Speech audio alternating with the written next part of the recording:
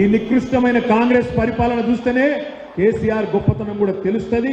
తెలిసి ఏ ప్రజలైతే గ్రామాలలో జిల్లాలలో మన ఓట్లేయలేదో కాంగ్రెస్ నమ్మి మోసపోయినరో వాళ్ళే మళ్ళీ ఈ గులాబీ కండువాను వెతుక్కుంటూ వచ్చి రేపు పార్లమెంటులో ఆ తర్వాత జరిగే కార్పొరేషన్ ఎన్నికల్లో కూడా మనకు ఓటేస్తారన్న విశ్వాసం నాకుంది. మీ అందరినీ నేను ప్రార్థించేది ఒకటే, ఒక మంచి ఎమ్మెల్యే దొరికిండు మీకు లక్ష్మారెడ్డి రూపంలో.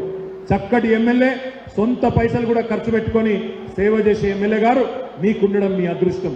అందుకే నేను మిమ్మల్ని కోరుతా ఉన్నా, ఇట్లాంటి మంచి నాయకులు దొరికినప్పుడు వాళ్ళను బలోపేతం చేయండి, వాళ్ళ నాయకత్వంలో నడవండి.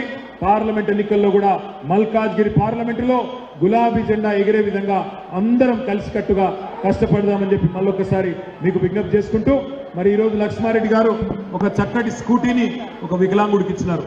ఒక అమ్మాయి ఆడబిడ్డ మన కార్యకర్త కూతురు మెడిసిన్ చదివేందుకు పైసలు లేవంటే వాళ్ళ ట్రస్ట్ నుంచి డబ్బులు ఇచ్చి ఆ అమ్మాయి మెడిసిన్ చదవడానికి సహకరిస్తూ ఉన్నాడు. ఇట్లాంటి మంచి పనులు చేస్తున్నందుకు మీ ఎమ్మెల్యే గారికి గట్టిగా చప్పట్లతో ఒకసారి అభినందనలు చెప్పాలని చెప్పి కోరుతూ, ఈ అవకాశం ఇచ్చిన ఉప్పల్ నియోజకవర్గ కార్యకర్తలందరికీ ధన్యవాదాలు చెప్తూ జై తెలంగాణ.